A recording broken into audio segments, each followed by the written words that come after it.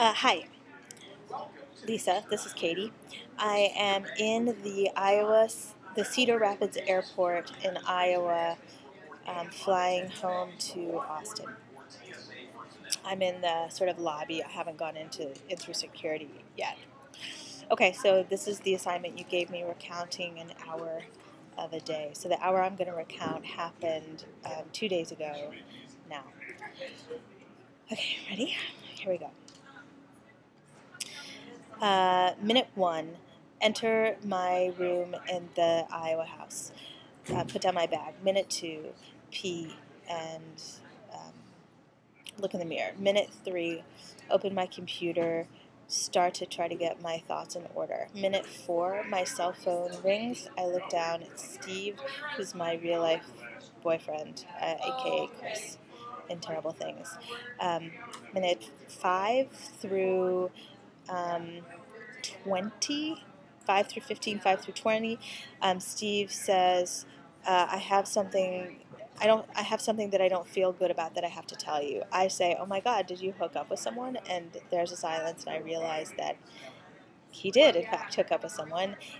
He proceeds to tell me that he had gotten really drunk the night before and made out with someone in the parking lot of the Horseshoe Lounge.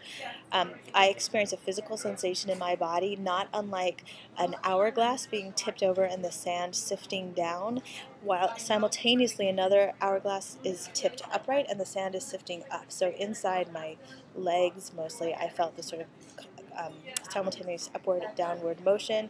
We continue talking. I say, I'm not sure if I'm really pissed about this or just fascinated. I really can't tell. I have very few emotions. Also, to the point, I had woken up sick. I don't know why I just used that word ill. I'd woken up sick that morning with a sore throat and like a little fever, so I was feeling sort of very, very out of it. Okay, hang up the cell phone with Chris. So that's, by this time, probably 25 minutes of the hour has been used up. I look at the time on the cell phone and I realize I have to get over to the theater building to have a meeting. I put things in my bag. I jot down a few notes about what the workshop that I'm about to teach. So minute 30, I leave the Iowa house, travel down the elevator, travel out the front door. For the next 10 minutes, I'm taking a very beautiful walk in sort of crisp fall weather with very bright sun along the Iowa River, crossing the bridge, and going into the theater building. Minute 40, I'm running into the bathroom to pee, filling up my water bottle, making sure as best I can my thoughts are in order about the meeting that I'm about to have. Minute 45, rush into the office of the place where I'm supposed to have the meeting, and it's totally empty. Minute 46, experiencing feelings of gratefulness that the meeting doesn't seem to be happening and I don't have to actually get my shit together in order to have this meeting with a really important person. I sit down in one of those chairs that are in the office. I open my computer, and for the next 6 minutes, start frantically sort of reordering my thoughts about the workshop that I'm about to teach that I'm very nervous about. Another minute, realizing that I forgot to print something out and I really need to print something out. The next minute, the secretary walks in, administrative assistant, whatever, her name's Hillary. We have a sort of friendly chat about, oh my God, Alan's not here. What's happening? Would you mind printing something out for me? Sure. How do I get online? 2 more minutes figuring out how to get online to the university system, realizing that the playwright that I'm there working with had sent me a text earlier that I could use her password, open up my phone, get her information, put it in, get online. Minute 50,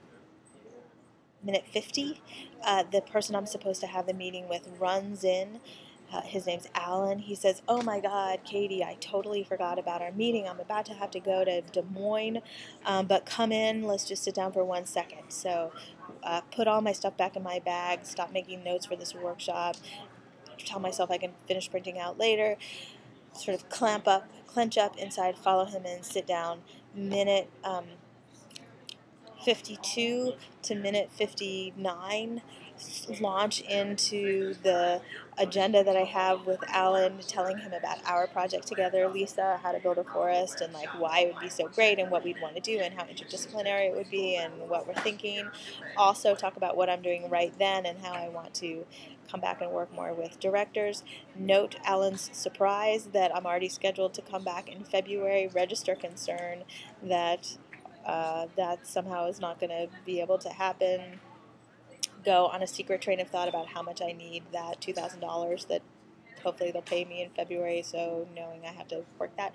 Turning my focus back to Alan in the last minute, shaking his hand, noticing what his face looks like, particularly his nose, leaving that, going back, sitting back in the same chair in the office to print out the paperwork that I need for the workshop end of hour.